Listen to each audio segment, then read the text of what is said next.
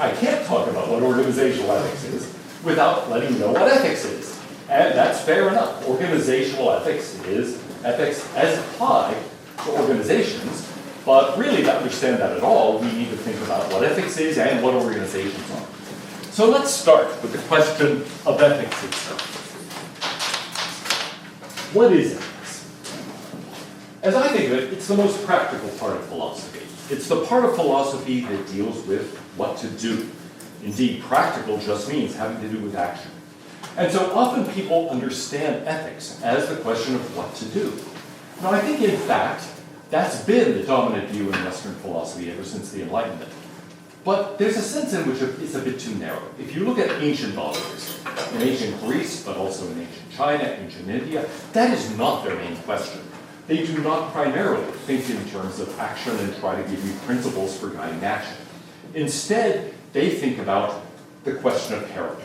They think, what kind of person should I be? And so I think if we think about ethics more broadly, we can think of it as consisting of three primary questions. The first question is really a question of what to be. What kind of person to be, in other words.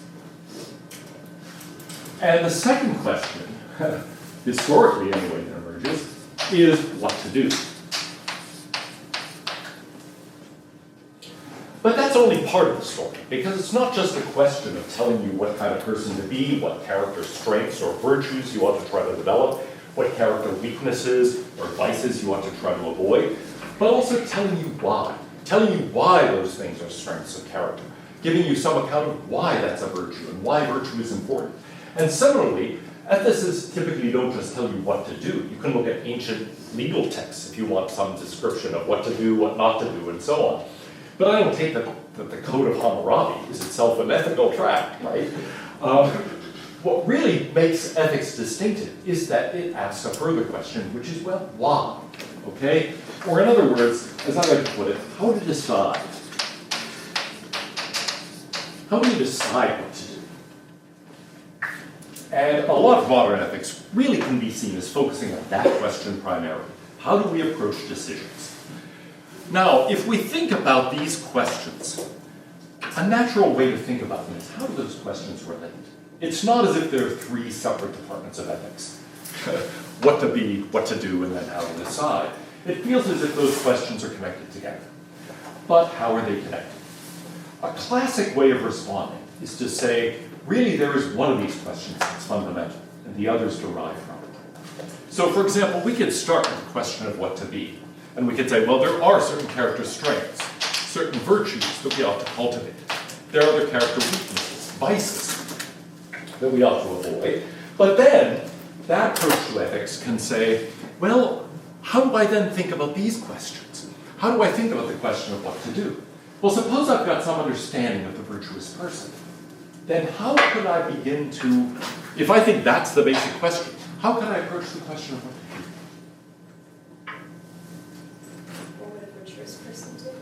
Exactly. What would a virtuous person do? Okay? So Aristotle at one point says, how do you want to know what it is to be just? Well, act as a just person would act. Okay? In general, what do? You act as a virtuous person would do. And there are lots of common sense approaches to ethics that are a little bit like this. Identify some moral ideal of a virtuous person and think, do what that person would do. What would Jesus do? What would the Buddha do? What would Muhammad do? What would Donald Trump do? Whatever it is, okay? What would my moral hero do? And that's something then that will enable us to say, all right, yeah, what to do? Just behave as a virtuous person would behave. Now, how would we approach the question of how to decide?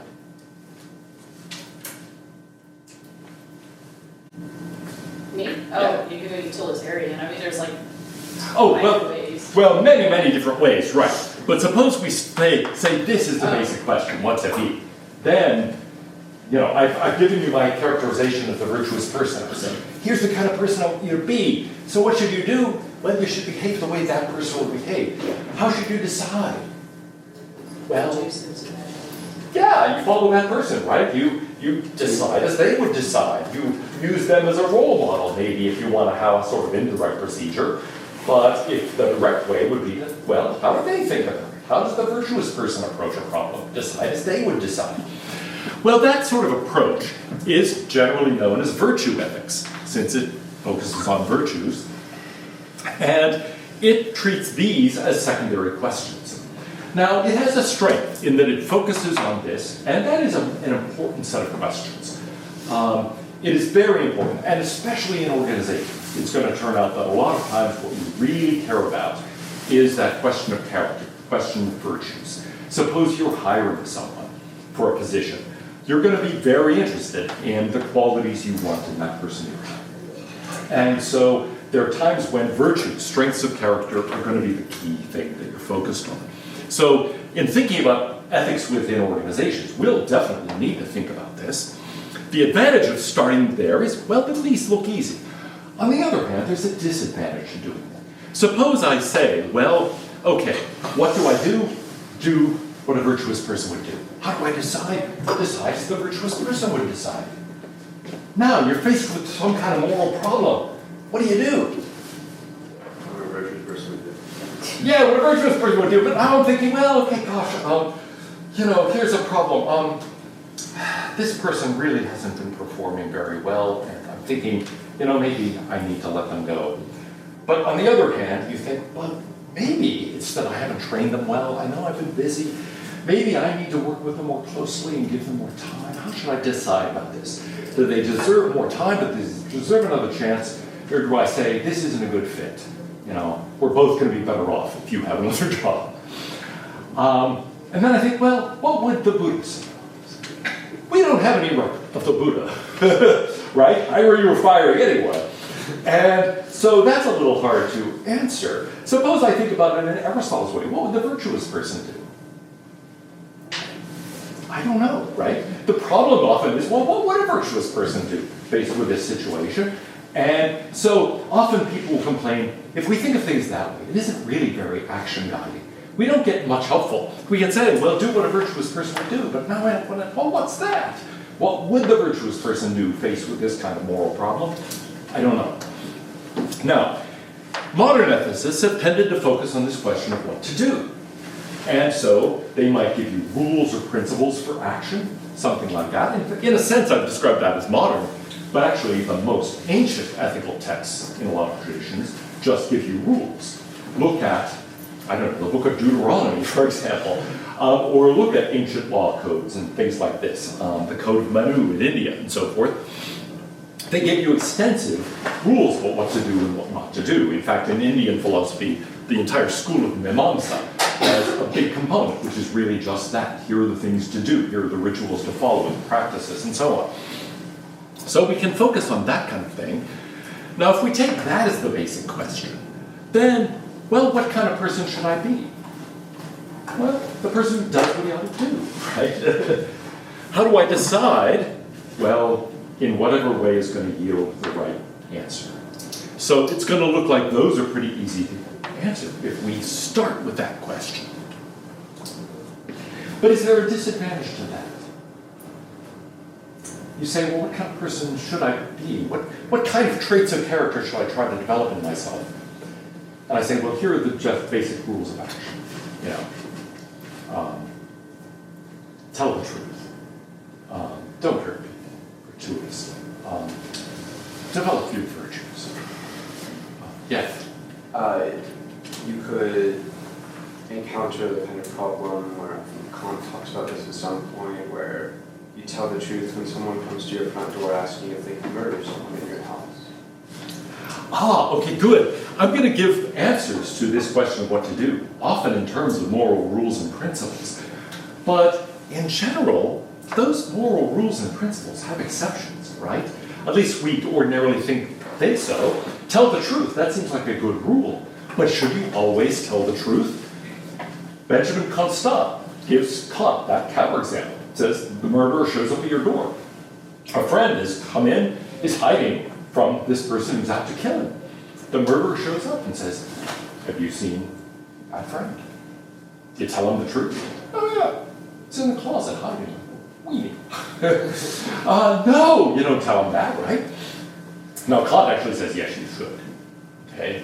maybe the only person in world history who thinks in that situation you have to tell the truth. But most people say, no, look, this is an exception. You don't have to tell the truth in that case. Can you think of other cases where, you shouldn't tell the truth? White lies. Like, if people ask you, does this dress make you look fat? Like, you really shouldn't say that it does. Okay, good. White lies, yeah. Does this make me look fat? Yeah. Don't answer that truthfully. Right? Do not say to your wife, oh no, it's the fact that you're fat that makes you look fat. Right? That's not a good idea. So that's a situation where you shouldn't tell the truth. There are probably, look, actually in organizations, there are all sorts of situations where you shouldn't tell the truth. And sometimes you're prohibited by law from telling the truth. You're privy to a certain personnel matter, and somebody says, hey, what's going on with John? He may be protected by privacy laws. You may not be able to answer. The same thing holds of educational records. If somebody comes in and, say, calls me on the phone and says, hey, tell me what grade that student's getting in your class, I am not permitted by law to tell the truth to that person. Now, that doesn't mean I lied. Oh, they're flunking the terrible when you're getting an A. But the point is, I'm not allowed to answer.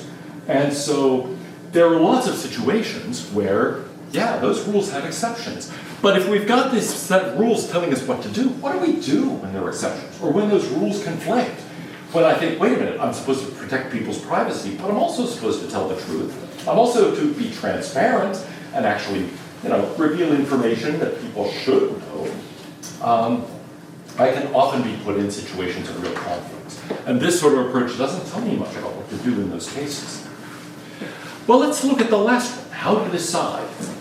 It says there's a method. Okay, here's the method. You mentioned utilitarianism earlier. Sorry, I thought that's what you were... No, that's good, because it's highly relevant here, right? The utilitarian says, in a way, the basic question is, how do I decide? I'm going to tell you how to decide. Here's my method. Add up the pleasures and pains, roughly speaking. Taking this question as fundamental. And then if we say, what do I do? Well, it's the result of that decision procedure. I'm giving you my method for thinking through moral problems. What should I do? Well, what the method tells you to do. Okay, what it advises, what it suggests is the best course of action. And what kind of person should I be?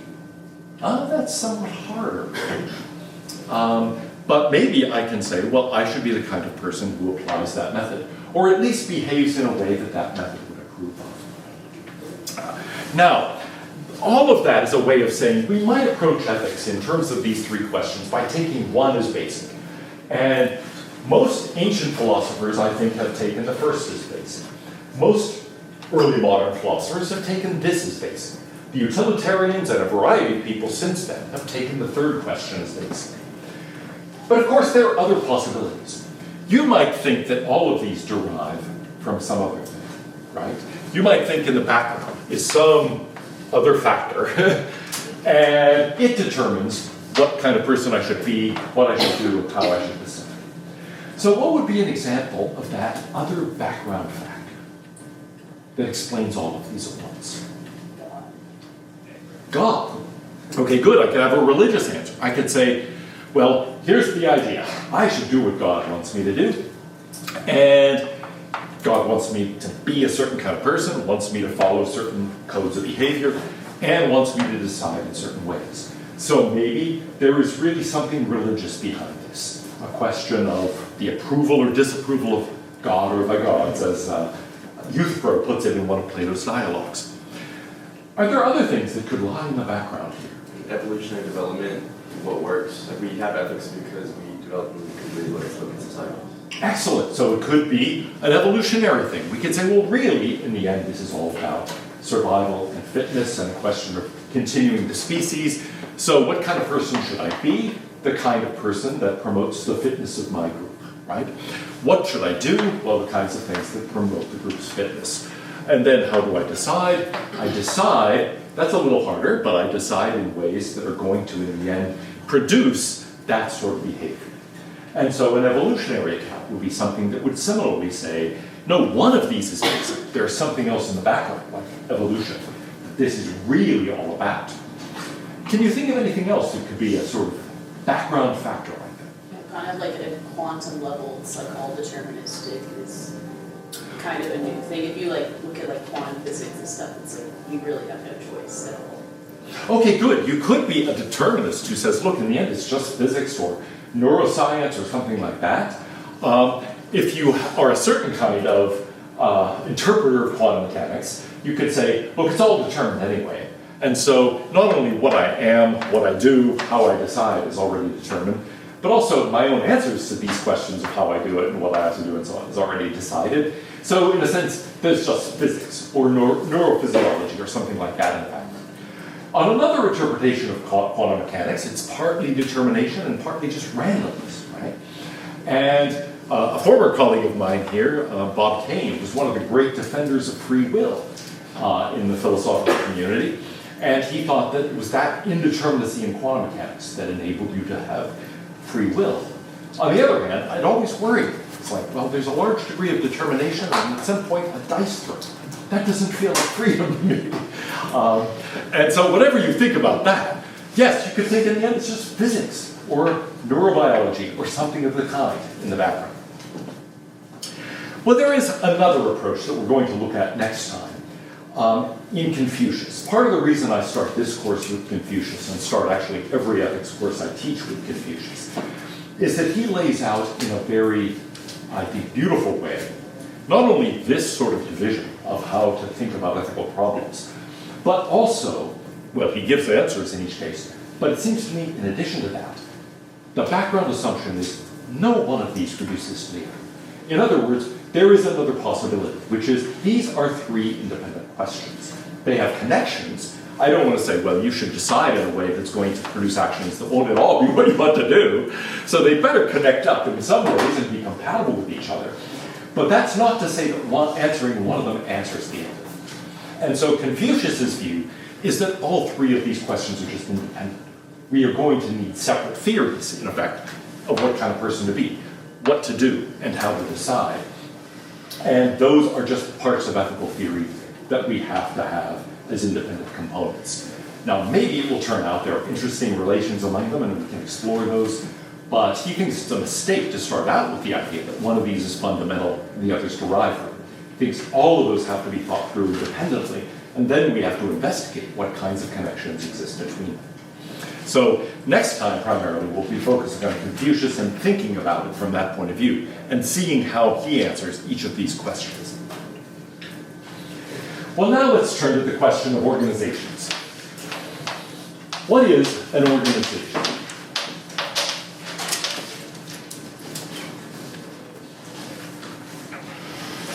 System of operation, or like a group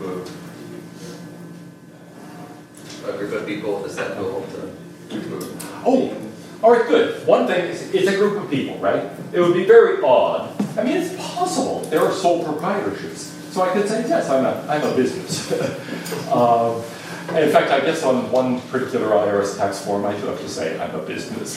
But that seems a really strange thing, right? We don't ordinarily say, oh, look at the organization teaching this course. So that's odd. Normally it is a group of people, a collection of people, and you've identified something very important. They have a goal. In fact, the root word here is organ. And what is an organ like the heart? Well, it's something that has a purpose, it has a goal, it has a function. So we can say one thing here is, yeah, it's a group of people typically. And it has a goal or a purpose.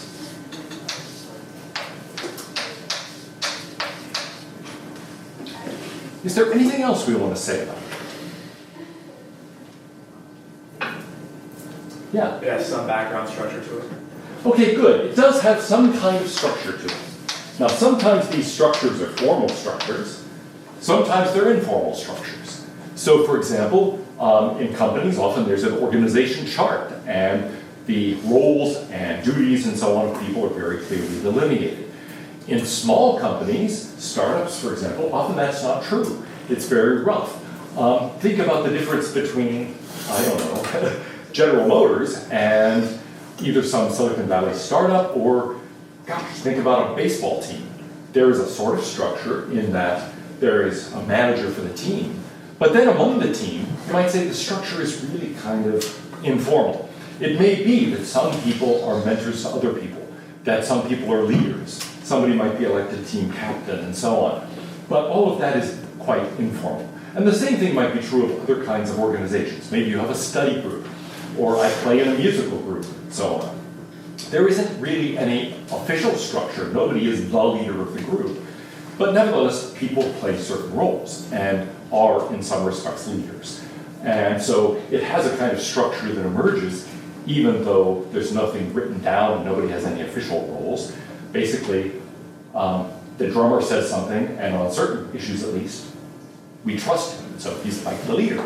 In other cases, it's the lead singer. It's like, she says that? Like, okay, we're going to do that. I'm the bass player, so nobody listens to me. But in any case, that's the sort of thing that might be there written down formally, or at least it's there informally. Now, why is it important to say that? Well, it would be odd to refer to, I don't know, just some random collection of UT students as an organization, right? For one thing, it's hard to identify their goal, though it might be, look, they're all students, they all have the goal of getting a degree. And so maybe we could say that. It's a group of people, they have a goal, but there's no structure to that group. I've just picked a bunch of names out of the directory at random. And so that seems important. There's one other thing that people often identify. Think about an organ like the heart. It has a purpose within a body, right? It actually has to fulfill a function within a certain setting, within a certain environment. And so a lot of people include in the definition that environment.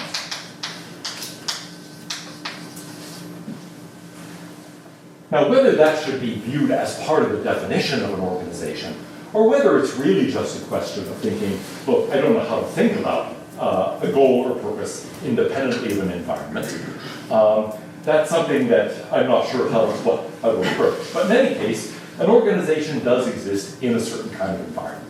The University of Texas is an organization. It's a group of people. They do have a goal or purpose. The mission is outlined on the main building. And I found in my business ethics class last term that not one student in the class could identify what it was. I think there are 6 main goals of the University of Texas, and I think people couldn't identify any more than 2 of them, even all working together. I was no help, so I won't embarrass us all by asking us to do it now. There is a kind of structure, in fact, quite a formal structure to the administration of the university. And then it exists within a certain environment. Okay, it fulfills a certain mission, well, specifically, given that it's a state institution in Texas, but then in a larger environment as well, of course, consisting of other educational institutions, consisting of just the world that it's part of. Okay, now then, if that's what an organization is, what is distinctive about organizational ethics? After all, you might say, look, we're thinking in terms of what kind of person to be, what to do, how to decide. Yeah, sometimes we're acting within the context of an organization, sometimes we're not. But so what? How does that have any effect on any of us? Yeah. Well, outside of the laws that govern us as individuals, specific laws that govern you as an individual within a certain role in an organization, such as like as an HR person, I can't disclose like PII and stuff like that, limited what their social security number, their medical information, and stuff like that. Okay, good. There are lots of laws that apply to you by virtue of the role you play in a given organization. And so this question of what you do really does seem to depend, at least in part, on the role you are playing within an organization. And the same thing is true of what character strengths and weaknesses are relevant to them, right? There are, one of the homework questions I'm planning to ask you on this first one, so you can start thinking about already, are what are the qualities you would look for in a friend? What are the qualities you would look for in an employee, or that you would look for in a coworker? And typically people write down 3 rather different lists. What makes a person a good friend isn't necessarily what makes them a good employee, or a good boss, or a good coworker even. You care about whether your coworker is there on time. Do you care whether your friend is there on time? Well, it depends. If you go to the movies a lot, yeah, maybe. Okay, other times it might be fine. Hey, I'll come over sometime. Yeah, cool. And so we care about different qualities. And so it's not only the formal rules like the legal rules, and you're definitely right about that, adopting a certain role, like becoming a professor or an accountant, let's say, in an organization, or for that matter, becoming a doctor, let's say, or an attorney, a whole set of rights, privileges, but also, you might say, responsibilities, legal and moral, go along with those things. So that's one way in which these questions really are going to depend on an organizational context. Are there other connections? Yeah. You might have some special obligation to the organization or the people within it. Good, exactly. A lot of the obligations we have are obligations to specific people. They're not just universal obligations to humanity in general. Now, most of Western ethical theory, at least, treats these questions as pretty independent, just universally applicable. What to do, for example, how should I treat other people in general? But in other traditions, there tends to be a greater sensitivity to the fact that, look, it depends who the person is. At one point a few years ago, I was asked to give a talk on, I guess it was in honor of Father's Day, and I was to speak about fathers from the point of view of the Western philosophical tradition. I said, I can't do that. I mean, I'm not aware of any philosopher that ever mentions being a father, or the obligations of fathers, or anything, right? And it's not that, I mean, not of mothers either, not of children, it's just other human beings, right? They're always obligations to humanity in general. But actually, that's not the way we ordinarily treat things. Suppose your mom calls you and says, listen, something terrible has happened. Can you come home this weekend? You're going to feel some obligation to do it. Suppose somebody from California calls you and says, hey, listen, I have a special deal on medical insurance. Wouldn't you like to find out more? You don't feel like, oh yeah, I really ought to say yes. You don't feel these obligations to strangers, but you feel like family members. And so, being part of that kind of social group is going to have a big impact on this kind of thing. And the same thing will be true. I have obligations to you as my students that I don't have up to the rest of the world. When you all submit these answers, I have an obligation to read them, evaluate them, think about them critically, and so on. But if somebody from the other side of the globe just sends me some paper they've written, and by the way, this does sometimes happen. It happened much more frequently when I was department chair. I would get these things all the time. And they're from somebody who says, no, I've sent this manuscript around and nobody appreciates my genius. But I have rewritten basic physics. I said, I'm a philosophy professor, what are you telling me? But, I mean, famous physicists like Stephen Weinberger must get these all the time. But in any case, these people have this, and yet, the first few I got, I thought, well, maybe I should look at these. And then after reading a couple pages, I realized, no, I should never look at these. They're always crazy stuff. But in any case, why did I start telling you that? Oh, yes, because, look, I don't have an obligation to just some random person who sends me something and says, would you read this and give me comments on it? But I do have that obligation for all students. And so obligations are going to vary depending on my role, my social relationship with the people involved. I have lots of special obligations. And I may well have then special character traits I need to develop. There are certain things you have to be a good teacher. So you might not have to be a good person. I have to be good at explaining things. To be a good person, you have to be good at explaining things? Probably not, certainly not to the same degree. So, those kinds of things are going to vary with the role you're playing. Are there other special connections between ethics and organization? Yeah? Sometimes what's in the best interest of the organization is not the best interest of the individual. Ooh, good. We've got the potential for clashes. Absolutely right. Ethics focuses mostly on the clash between what I want and what I really ought to do. But now we've got a further element of it, right? What the organization wants and what would be good for the organization. So it's not just my good versus, you might say, the good of humanity in general, if we approach it from a utilitarian point of view, or just what ethics demands in general. We now have what ethics demands versus the demands of my job. And there might be times when I think, look, my organization is telling me to do something that is really a bad thing to do.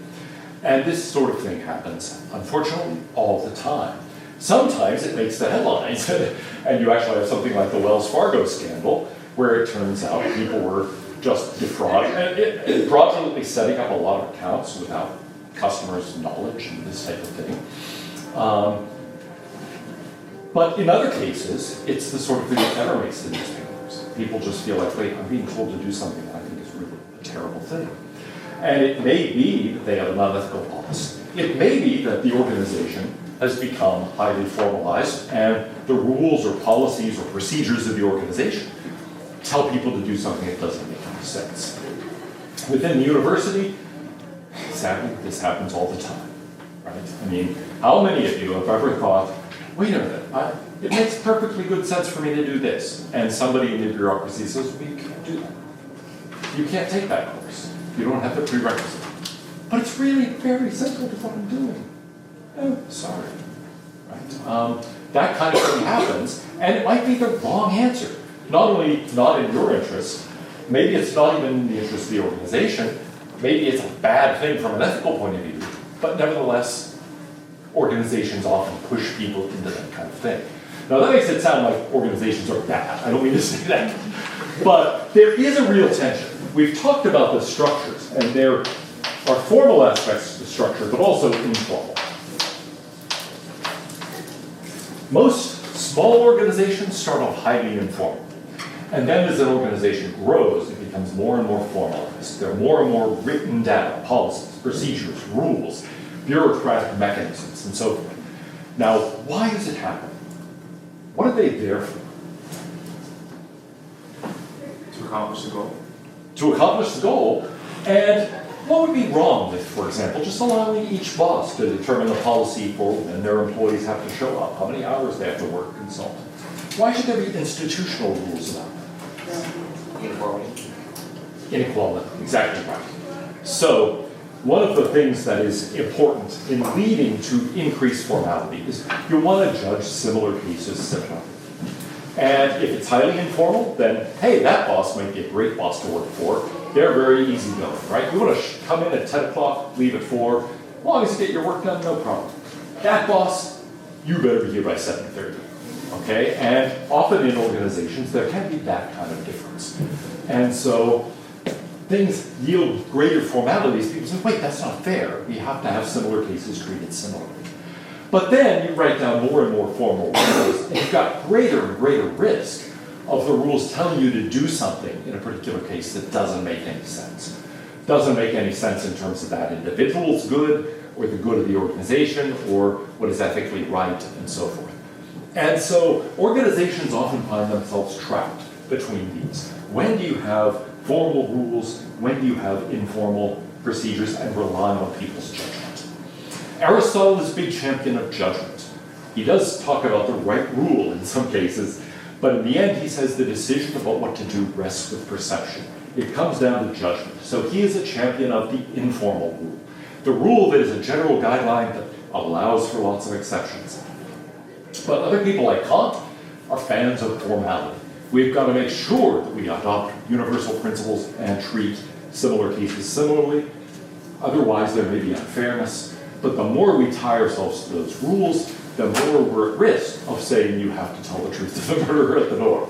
Because the rule tells you how to do that. And we can't rely on your judgment. So organizations often find themselves trapped here. And there's a great danger that you start out here, things are going great, the company grows rapidly, you feel more and more pressure to become more and more bureaucratized, until finally, in the end, you tie yourself in knots and go out of existence because you can't. And so, one of the problems in the question of organizations is how do you avoid becoming ossified in that sort of way? Well, that leads me to the last point I wanted to make, which is the other way in which we can think about these. I've left this out. I just said what to be, what to do, how to decide. And for the most of this discussion, we've been thinking, how do I decide? What do I do? What kind of person should I be? But we can also ask that collectively. How should we decide? What should we do? What kind of organization should we be? And that kind of question has really not been attended to much in the Western philosophical tradition. Now, it has in political philosophy, if we think, what should we, the people of the United States, be? What should we do, etc.? Yeah, that becomes political philosophy. But what about groups between the polis at large and the individual person? That is to say, the typical college, university, club, business, etc. We can ask those questions about the we as well. And those are questions we need to think about as we go through this course. Notice the we there. How should we think about these? We are a sort of organization here.